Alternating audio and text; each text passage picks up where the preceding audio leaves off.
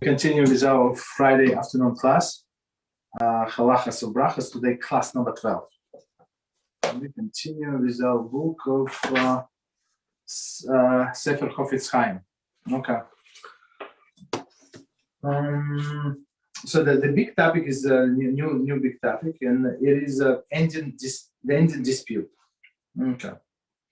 Today's topic is quest for truth or personal feud. Okay. The Mishnah in Avos 5:20 contrasts machlokes, the Shem Shamayim, a dispute for the sake of heaven, with the one that is not. The former is epitomized by the disputes of Hil and Shammai, whose the differing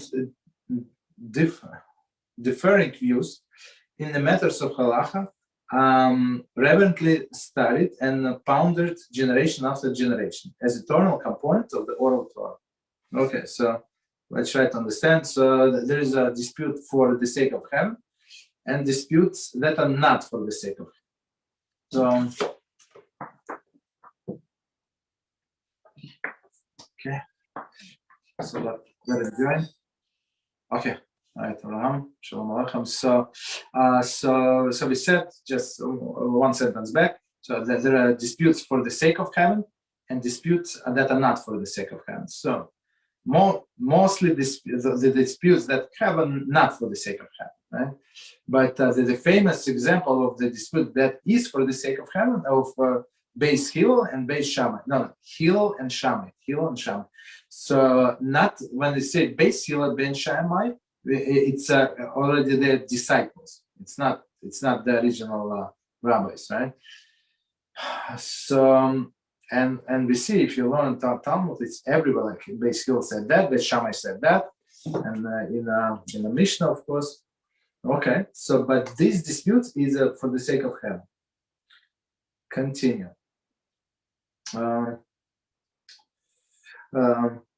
The later is epitomized, but the dispute of Korah, meaning not for the sake of heaven, whose personal feud against Moshe Rabbeinu earned him an untimely death and eternal dishonor. So, and the most famous example of not for dispute of not for the sake of heaven is as a Korah, as we know him and 250 rabbis that rise against Moshe, right? Famous story. Of course, we know the ground swallowed him, and all these 250 rabbis were burned. Okay, that's what they wanted. That's what they got. Okay, as Chofetz Chaim notes in a preface to Chofetz Chaim, one whose sinful talk fuels strife transgresses the prohibition that he may not be like Korah and his assembly. So, whenever a person start talking about other person, what other person did to that person, so basically his fuel as strife, right? Or he started taking sides and talking to other people, join us, we're right, they're wrong, and stuff like that. So that's a big problem. To the Jew, intellectual disagreement in a common search of truth is an eternal part of life. As a spiritual thinking people, Jews are forever involved in discussion of the ideas. Okay, so there is no problem to discuss the ideas. So two people discuss, they learn a piece or a Talmud or a halacha, and they start discussing this understood like this, and that another understood like that, and they start discussing that, go back, go forth, and read 3 times and 6 times, and they got to the and they do not agree, but at the end they should get to one decision, basically, to the truth. So this dispute is as a search for the truth is absolutely no problem. It's actually the part of Judaism. That's what we do. Okay. Conversely, personal bickering, jealousy, and competition are signs of immaturity and weakness. So some people, they need to say their last word. So if you in a conversation with such a person, just let him say the last word. It doesn't matter. They have to be smarter, basically. They have no place in the world of a Jew. So all these things, right? Jealousy, you want to be right, and stuff like that. The difficulty, however, lies in our tendency to transform every dispute into an ideological one. So because he said that, he's not such a good person. Okay. Korach too came with the philosophy that all Jews are equally holy, and thus there is no justification for one family, Aaron, and his Kohanim descendants to be above everyone else. So that's a famous one. So this Korach and other people, all the lefty and all of this reform, they say everybody is the same. So what is the problem? So they say, what is the problem if a woman wants to be a rabbi? Maybe she's smart. Yeah, maybe she's smart. Nobody said that she's stupid, but she cannot be a rabbi, right? So they spoke about equality, but in the mind of the Korach, who was fueling all of this, he was in his mind. Equality was meaning him, not these 250 rabbis or other people. He cared less about them. He cared about himself. Equality meaning him. Okay, continue. The sages teach that Korach's arguments is rooted in jealousy, resulted from the having been passed over for the position of the prince in Levite's family. Okay, so basically they passed him over and gave a position of prominence to a younger brother than him, or that came from the younger brother, I don't know, younger son of the lady. Sorry. Okay. Before embarking on the ideological campaign against others, one must ask himself, am I honestly promoting the cause of truth, or I'm involved in personal feud discussed as ideological debate? So basically, a person has to ask himself the question, why am I doing this? Right? Do I care about the truth so much? Or it's ideological, I don't like him, period, whatever he is, and whatever he said is garbage, basically. That's why I want to go against him. Ideological disagreement should never lead to personal animosity. So just because we don't agree, it does not mean that we have to hate the person. It's his family, right? When the Torah scholars disagree, their dispute is over ideas and is never personal. When the scholar is involved in dispute, his followers must be careful not to become involved in a matter that is not their own, and certainly should avoid character assassination and personal hatred toward his opponents. So that's when the big people fight. Basically, don't take sides. I mean, of course, you're on your side, but at least don't be very vocal about the other side, because many times we don't know what this fight is about. Okay, stop here. All right, so we continue with this Halachos of Brochos, and we're on chapter. Sorry, and we started chapter number 5, and it's an amazing topic, as all of them, but this is especially. It says bread exempt foods eaten during the meal. Okay, so we said it many times that when you eat bread, things during the bread meal they're included. Okay, so what it all means. Let's read the introduction. So, introduction gives us in this book like a big picture, like a roadmap. What we're going to learn. In this chapter, we'll examine the halachic principle of the Birchas HaMotzi. The Birchas HaMotzi is a blessing on a bread, right? The Birchas HaMotzi exempt most food eaten during the meal from their respective brachos. So okay, so we'll see that most food are covered, but there are some exceptions. Some food eaten during the meal, during one's meal, are not exempt by the Birchas HaMotzi and require their respective brachos. For example, fruit or candy served during the meal will often require separate bracha. Not always, but we're going to see often. Candy for sure, but fruit not always. In section A, we will discuss the reason behind this halachas principle. In section B, we'll see the food such as meat, fish, etc., which are primarily eaten as a part of one's meal, are covered by the Birchas HaMotzi. So, all right. In section C, we'll see that foods such as fruit, dessert, candy, etc., which are primarily eaten as a snack rather than part of the one's meal, are usually not exempt from their respective brachas, Birchas HaMotzi. Meaning that on the snack foods, we have to say separate bracha. At times, even a snack type food may be covered by Birchas HaMotzi. For example, fresh fruit salad. Right? This situation discussed in section D. So we're going to discuss all the things in details, of course. In section E, we will discuss cakes and other miscellaneous product eaten during the meal. Okay.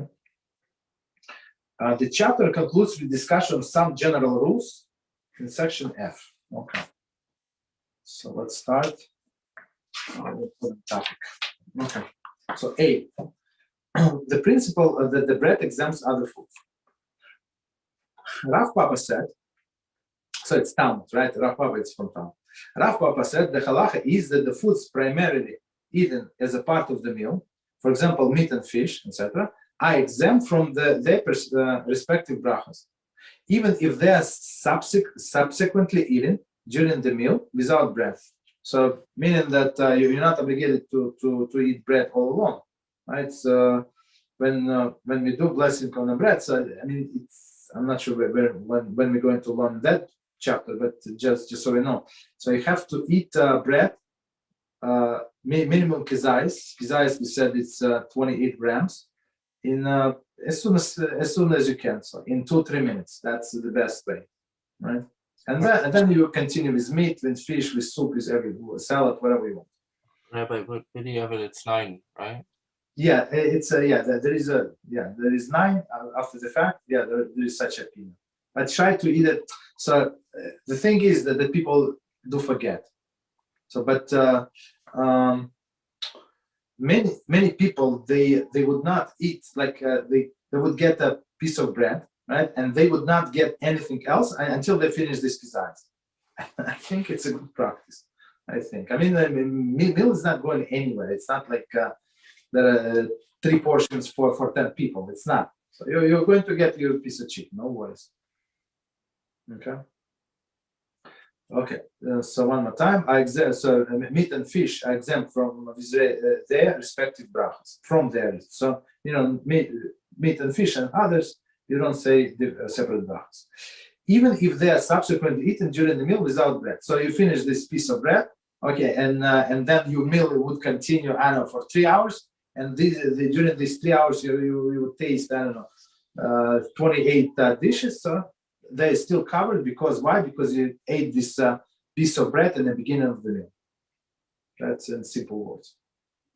They exempt both from bracha rishona. Bracha rishona meaning the first blessing, and bracha achrona. Achrona meaning the last blessing. So why? Because you say HaMotzi blessing on a bread, and it covers all of these things that we're going to eat during the meal. And bracha achrona meaning birchas hamazon. Well, when you say birchas hamazon, so it's going to cover all other foods as well. However, those foods are not primarily eaten as part of the meal. For example, fruit, desserts, etc., which are not primarily eaten with bread, right? So usually nobody eats bread with ice cream, I guess, or bread with cookies. I don't know. Require their respective brachas rishon. So meaning the first blessing.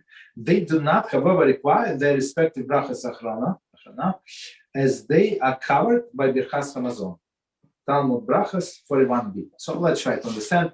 So all of the foods that are primarily eaten as a part of the satiation, salads, fish and soup, and all other things, so they are covered from. So they're exempt from first blessing before you eat, bracha rishona, and from the last blessing, bracha achrona. All other desserts and extra that usually not part of the meal, you say bracha rishona, the first one, but birchas hamazon covers them all. So that's basically the formula. Continue. With this statement, the Talmud sets forth the halachic principle that bracha on a bread covers in double quotes, all the foods eaten as a part of the meal. So one more time, it covers, but only foods that eaten as a part of the meal. So extra, whatever you eat extra for desserts, for this, for that, are not part of the meal. Continue. The Rishonim explained that this principle goes beyond the bounds of the principle and ikar and tofu. So what we learned in the last chapter, it's not. I mean, bread is ikar, it's primary, but it's more deep than that. The principle of ikar and tofel relates to the primary food that exempt other foods from bracha, and is as explained in details in chapter 4. Okay, so it's not. Okay, so okay. Under the principle of ikar and tofel, when the two foods are eaten together, the tofel food is covered, so subordinate food is covered with a bracha on the ikar.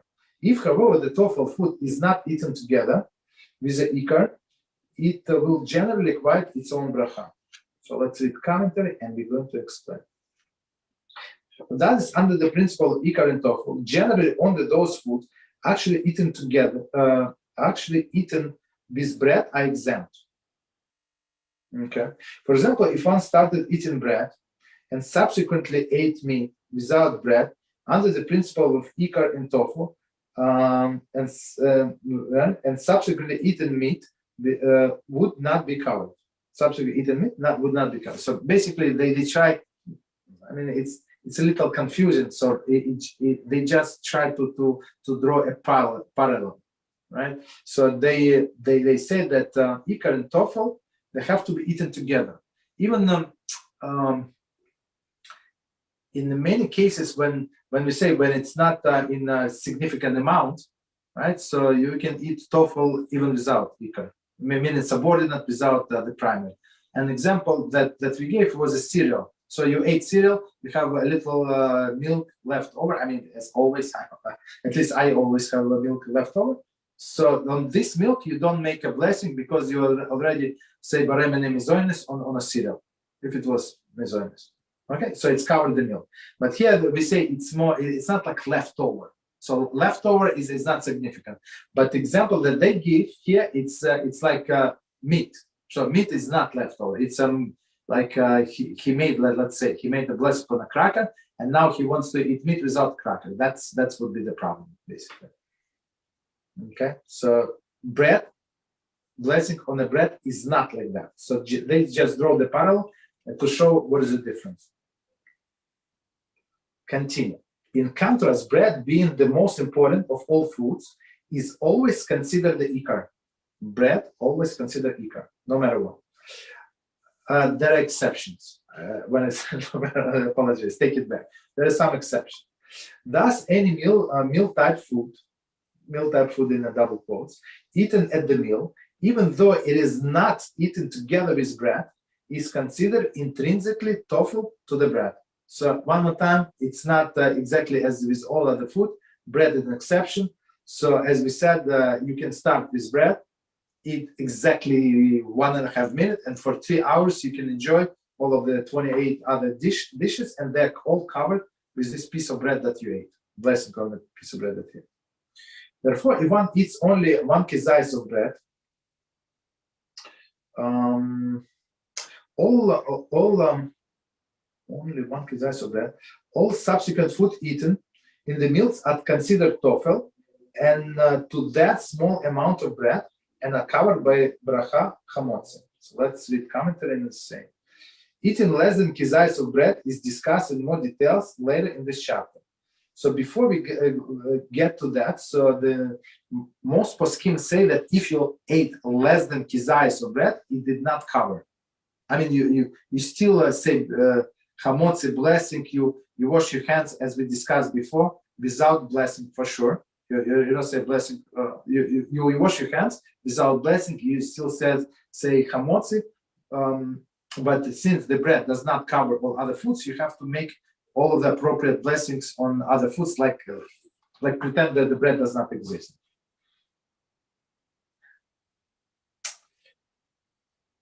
Okay, continue. Right. So, yeah. Is all bread products, are they all going to be 28 grams of kazayas? Because, for example, I see in another Rabbi Lev Leib Lerner book that things can be different weights and still be a kazayas. So I was wondering if, let's say, a piece of rye bread is going to be the same as matzah, like kazayas wise. The size wise, they would be different. So another measurement of kazayas that they say.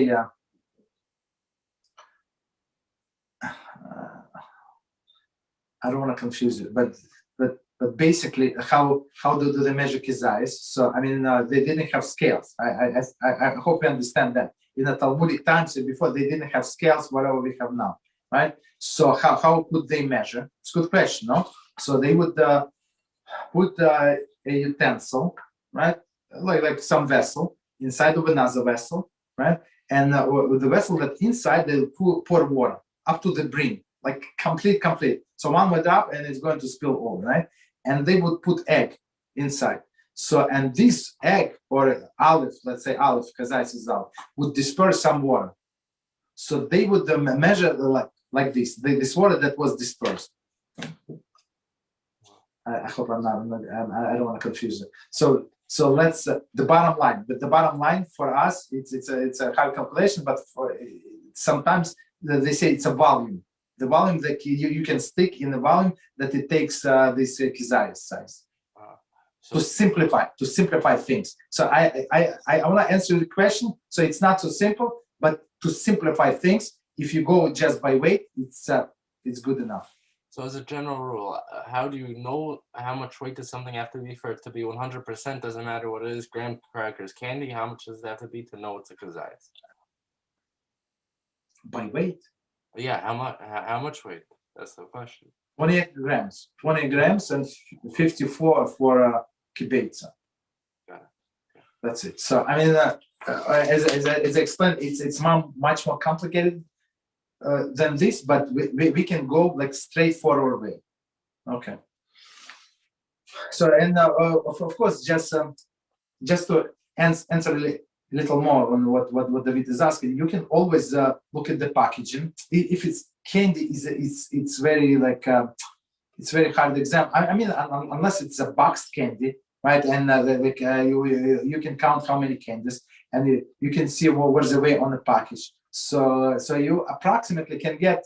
So I have 20 pieces of candy, and I know how much is weight. So I know how much is one candy. So I said in order to say after the blessing, I need to eat two and a half candies. Okay, so I ate 3 candies and basically I'm covered.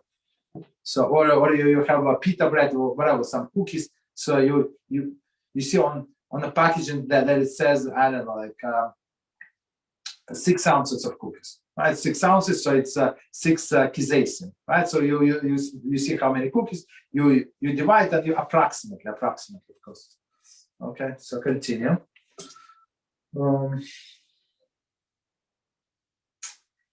Okay, so I'm not sure if we read that, but so one more time. We will see that in subsequent section that food normally eaten as snacks are often considered to have no connection with the meal and are not covered by the bracha made on the bread. So I mean, if you eat this from sweets, because I mean you ate for 3 hours and now if you want to say that you're still hungry, there is something wrong with it. So you eat this candy, ice cream, you eat whatever we eat for a good taste, right? Not for satiation, for sure. Okay, so that's why we need on these things you have to say a separate blessing. Continue. B, mealtime food. Okay, so now what is actually included? 100%. Foods which are primarily eaten as a part of the meal are exempt from the bracha made on bread. These foods do not require the specific bracha rishona. Bracha rishona is the first bracha, initial, as they are covered double quotes, by HaMotzi. Nor do they require bracha Achrona, as they covered by birchas Hamazon. All right. So first, they covered when they eaten as a part of the bread meal. You don't have to say the first bracha rishona, and you don't have to say the concluding bracha Achrona, because why? Because you say birchas Hamazon. Birchas Hamazon is a blessing of after eating bread. Number 1, Included in this category are not only those foods that are actually eaten together with bread, for example, cheese, vegetables, cold cuts, right? But also all types of foods which are eaten for satiation, right? So that's a key word for satiation. So it could be like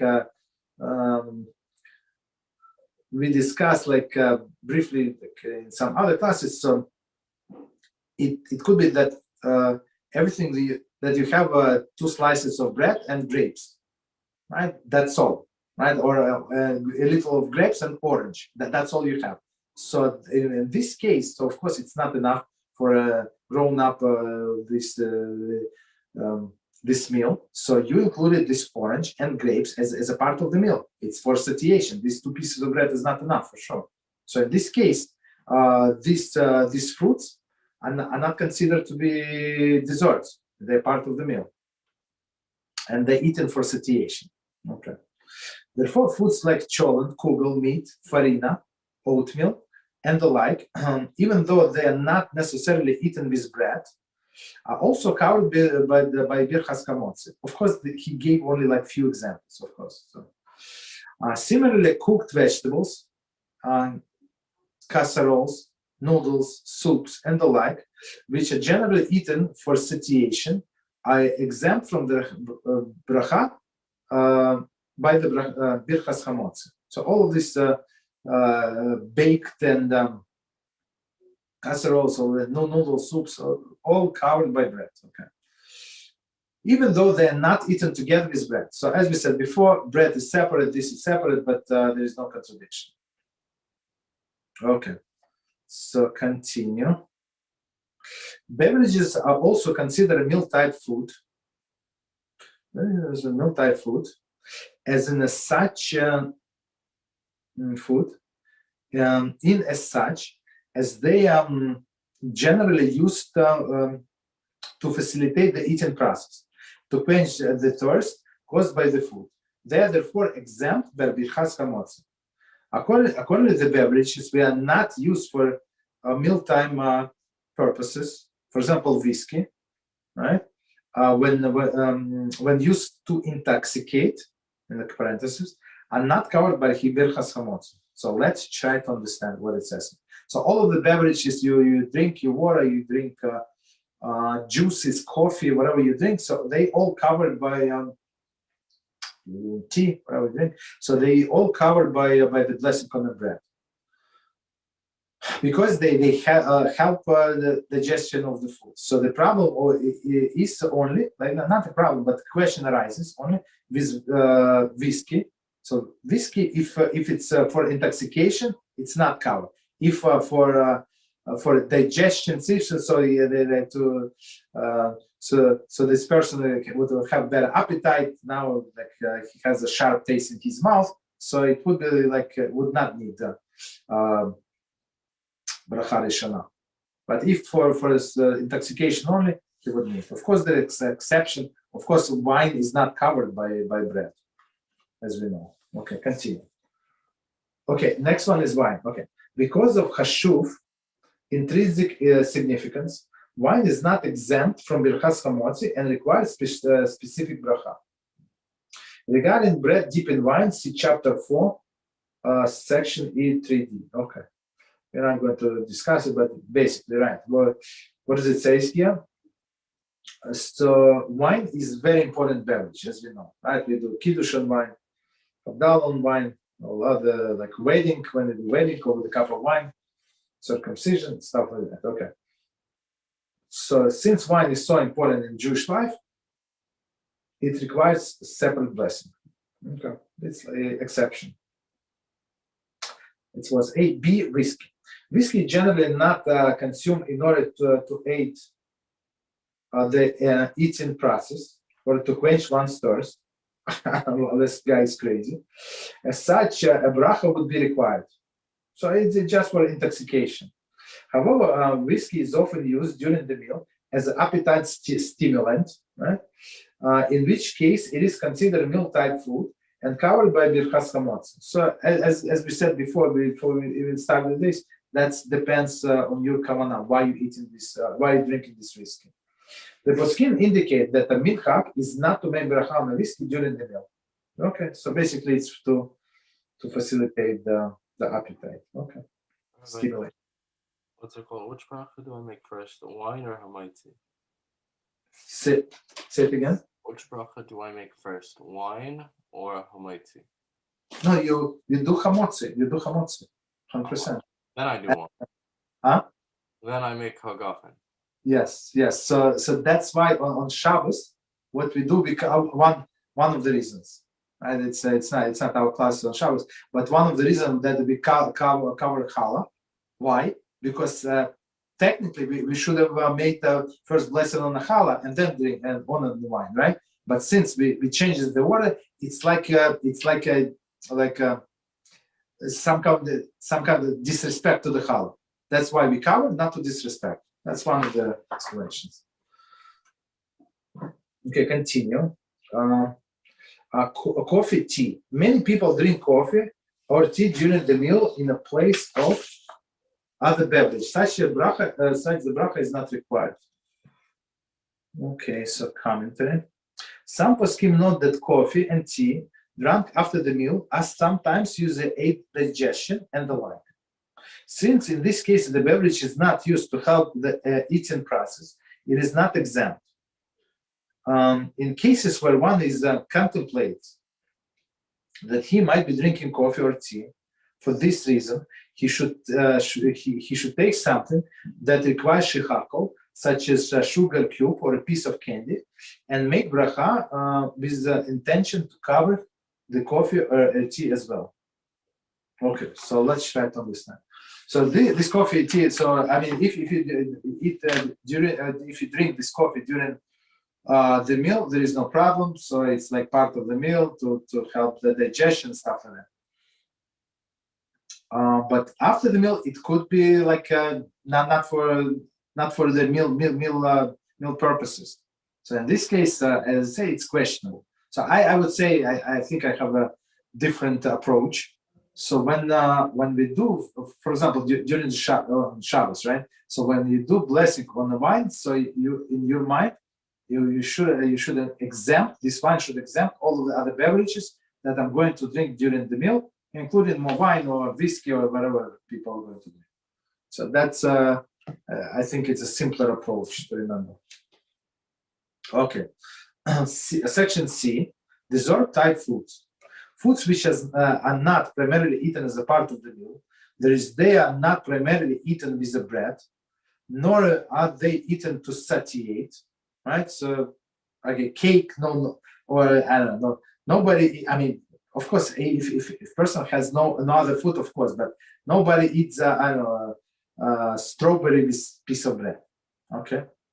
Unless that's what they do, okay. Rather, they commonly eat it as a snack. They are not exempt from bracha made on the bread. Okay, these foods require the respective bracha rishana. Okay, so meaning on the strawberry you would need to make a separate blessing. They are, however, covered by birchas hamazon and do not require separate bracha achrona. In section D, we will discuss specific instances where dessert type foods eaten during the meal do not require a bracha. So, of course, as we said before, there is an exception to many things, but the general rule is they repeat one more time. That's I'm going to repeat one more time. So even if you are required to say the initial bracha rishana, you're not required to say bracha achrona on this after you ate. So birchas hamazon basically covers everything. Continue. So okay, no, actually we're going into details. Those are dessert type foods. Okay, number one, fruit. Fruit requires its own specific bracha, whether eaten at the end of meal as a dessert or as a course of the meal, or the snack between the courses. Okay, he eat I don't know, pineapple. I don't know what they eat between the courses. Okay. So now we're going into details of the fruit. So let me read one more time and we continue. Fruits requires its own specific bracha, whether eaten at the end of the meal as a dessert or as one of the courses, right, of the meal, or as a snack between the courses. So first one, first situation at the end of the meal, right? Second situation as one of the courses of the meal. And the third situation is between the courses. Okay. So we're going to go into details. A. The requirement to make bracha applies to both fruit of the tree and the fruit of the ground. For example, if one eats peach and the veg of the watermelon during the course of the meal, he must make two brachas. Bare plicha eitz and bare plicha dama. Okay. So commentaries say regarding the correct bracha on the fruit mixture, such as fruit cocktail, see chapter 4. So we're talking about they're not mixed. You have big pieces of watermelon and big pieces of the what is it, peach, right? So you, in this case, you would need to say two separate blessings: first on a peach and second on watermelon. Continue. B. Different situation. The requirement to make bracha on a fruit eaten for a dessert applies to cooked, baked, canned, dried, or processed fruit, as well as to raw fruit. So it does not matter what state of the fruit is.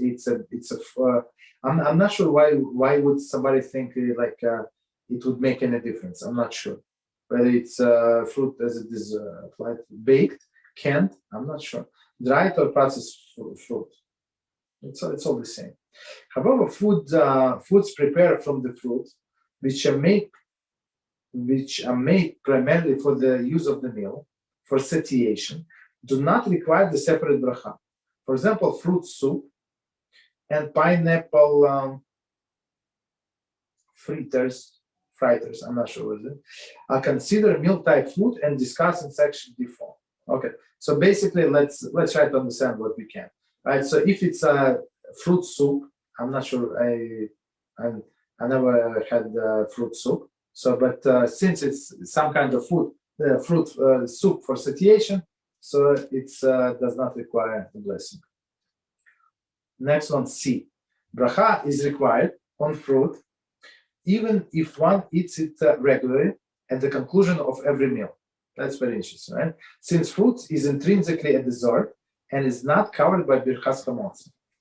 Okay, so here we say if for mizoines there is a room to say in some cases we say yes, in some cases we say no, but here with fruit the author say yes. Okay, go ahead. You want to say? I have a question before continuing, because even in this Shiur, I can't find how to say the concluding blessing, and still I don't understand how make the concluding blessing after each. It should be there. It should be. So usually in Sudarim, it's after Shacharis. When we say Shacharis prayer, right? There's some extra things that you say after Shacharis, and after that it should be Birchas Hamazon. It's all Sudarim are the same. And after that, it should be blessing on different foods. But for example, if you eat an apple, you say I think. Yes.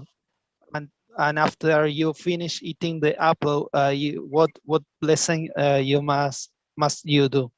That's the question. Okay, so you have to look at this. It's a Bare Nefashos. It's but for everything is the same.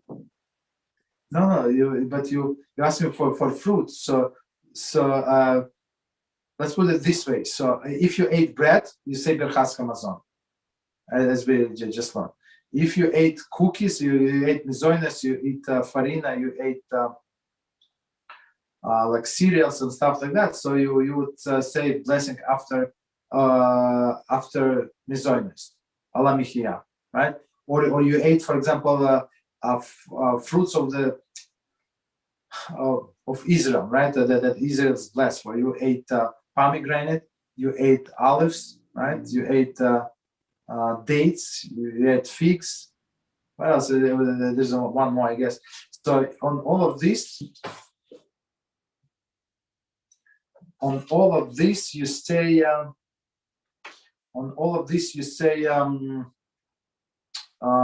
Mechia. So it's different. It's a longer blessing. If you look in the Siddur, it should be there. But it's mandatory to say the after eating eaten. If you ate enough, that we cannot hear you. Probably blocking the microphone. Because I for sure know that you have to say the Birkat HaMatron for if you. Israel, you blocking the microphone. We cannot hear you. I know for sure you say a blessing after eating bread, especially if it is your meal. But for other items like apple, fruits, other things, I'm not sure if it is mandatory to say a blessing after eating the food. Yes, so if it's you mandatory. Yes, if you ate more than 28 grams, that's what you do. You say the blessing. If less than that, you don't say the blessing. Okay, we good? Continue. Okay, so let's see.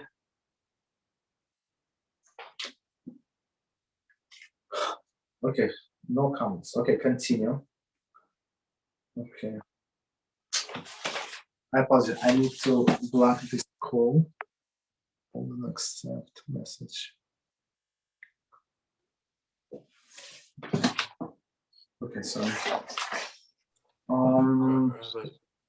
Yes. What's it called? If people usually eat what's it called? This fruit, what's it called, during a meal, like it's part of it's one of their courses, right? And they don't say a bracha. Should I also not say a bracha? Okay, let's we didn't finish about the fruit, so let's get. No, we did finish. I apologize. We did finish. The requirement of bracha on fruit eating the dessert applies to cooked. Okay. So I mean, we said clearly in C, a bracha is required on fruit even if one eats it regularly at the conclusion of every meal. So if it's in the conclusion, you say it. So in the middle, so say it in the middle. Since the fruit is intrinsically a dessert, it is not covered by the HaMotzi. I agree, but some people have pineapples and cherries during the middle of the meal and they don't say anything. A lot of people. Okay, I mean we don't learn halachas from people. I know. Okay. What's it called? The second thing is like this, okay? Shalashudas, right? A lot of times they, because we said that, let's say, I don't know, you have a piece of bread and then, I don't know, 5 pieces of fruit. All those 5 pieces of fruit are included in the bread, right? If you designate it, so you say, I want to eat, I'm hungry, and this one piece of bread is not enough for me, so I want to make the suda from all of these 5 pieces of fruit, including bread, yes. So my question then is, it's shalashudas, right? I had a meal an hour or 2 hours ago, whatever it was, and now it's shalashudas, and they have bread, and they have some fruit, and I don't want that much bread. I just want to have my mitzvah of a kazayis, okay? But, I'm not that hungry, but I still want the fruit. Do I make the bracha on the fruit, or no? Since it's really a part of the meal, that's like my of the meal. No, you don't. I don't. Even though I'm full, basically, at this point. I'm just eating that's actually, that's actually the issue. But so in this case, if you're full and you eat only for a mitzvah, so and you technically you fulfill your mitzvah with that piece of bread. That's it. You understand? That's it. You're done. So after you did this, so basically, I would say you would have to say this blessing on the fruit. Why? Because for you it is dessert. It's not like so the scenario I gave before. It's like you're hungry, but that's all you have for whatever reason. What's it called? But let's say I'm hungry and I eat the fruit, but I have a lot of other stuff next to me. No, but I mean, if you have to set up your meal. You say, I'm okay. There are other foods. I don't want to eat soup. I don't want to eat this. I don't want to eat that. I'm hungry, but I want to eat just bread and banana. So banana is covered by the bread. I agree. Well, let's say it's shalashudas and they have chips and they have this and they have that. Okay, I want everything, but I decided to have the fruit first. Even though if I had the fruit after all of that, I'd be full. right? And the food would just be for taste. Over here, it's obviously not, even though I'm eating it just for taste, it still fills me up, so on and so forth. So what do I do? So I would say make the blessing on the fruit in this case. So it's not. Yeah. Got it. But in that case, isn't it eaten for to be satisfied though? Not the way that you explain. No. What's the difference? How do I explain it? No. The way I explain, but when you're hungry and then you want to eat, and you want to eat that I have only two slices of bread and banana. I'm not going to get satiated from 2 slices of bread, thin, small pieces, right? And of course I need the banana for satiation, right? But in your case, I mean, you're not hungry, but you like to eat fruit, so it's fruit. It's not covered. But in my second situation, where I first have the bread and I'm still hungry, 100%, and I eat the fruit. If it was, you see, you're hungry, it's one thing, right? But if you did not designate it as a meal, so then it is dessert. So you have to say that this is going to be my meal. Or at least this piece of bread is not enough. It's not enough for me. I'm going to be hungry. Even after this piece of bread, let's say it's more than kizai, so you can say Birchas Hamazon. There is no problem with that. You're allowed to say Birchas Hamazon, right? You're not obligated to be satiated to say Birchas Hamazon. So, but it is a rabbinical requirement. Biblical when you get satiated, basically. Got it. But if I think that's enough, that this is part of my meal, this fruit is part of my meal. Yes. Okay. So there's the difference. Okay. So this rabbi says clearly here that I'm going to read the C again. I'm on page 87. Bracha is required on the fruit even if one eats it regularly at the conclusion of every meal, right? Since the fruit is intrinsically a dessert and it is not covered by Birchas HaMotzi. Of course, the exception when there is part of the meal, dafka. Continue. Number 2, ice cream, sherbet, candy. When the ice cream, sherbet, candy, and the like are eaten during the course of the meal or for dessert, shechakol is required. I mean, you don't have to finish the meal. You want an ice cream or candy like in the middle of the meal, like for whatever reason, right? So you want something sweet, so you say blessing shechakol. Similarly, if one eats sugar cube during the meal, a bracha is required.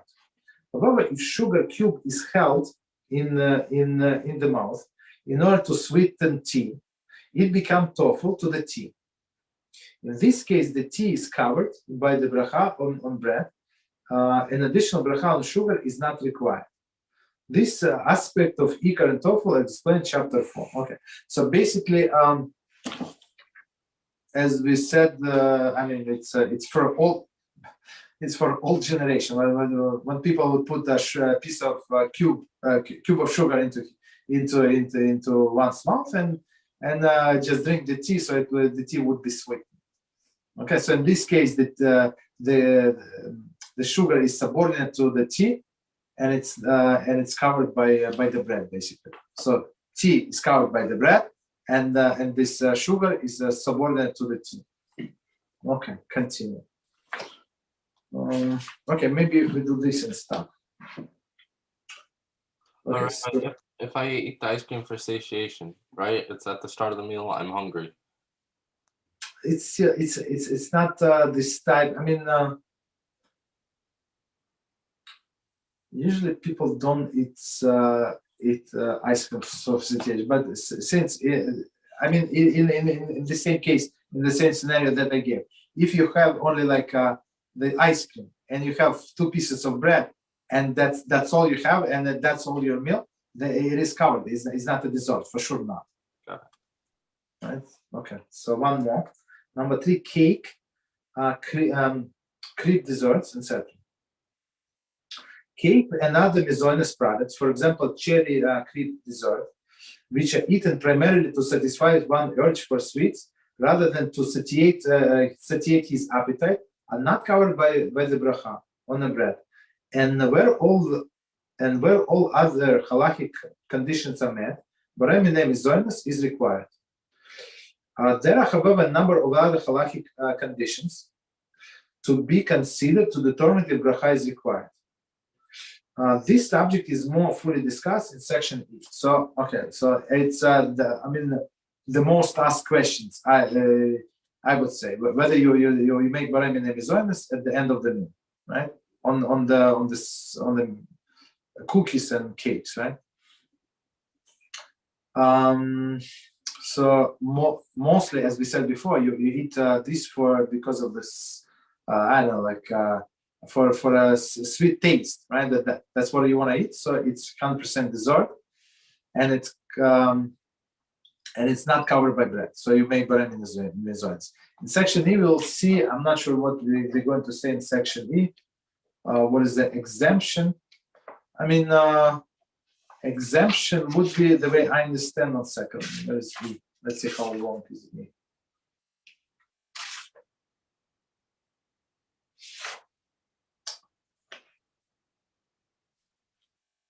I don't want to hold anybody. Okay, we're going to get to it. It's pretty long, basically. So basically, what blessing we say on we say or don't say. So one more time, if it's for sweet taste, you say borei minei mizonos. Okay. All right. So let's start here. Any questions? We do it a little shorter class because of the Shabbos. Any? Israel? Any questions? No, thank you. I'm good. Okay, no problem. So thank you very much. Have a good Shabbos, and until Sunday, 8:30, Be'Ezrat Hashem. Thank you. Thank you. Good job.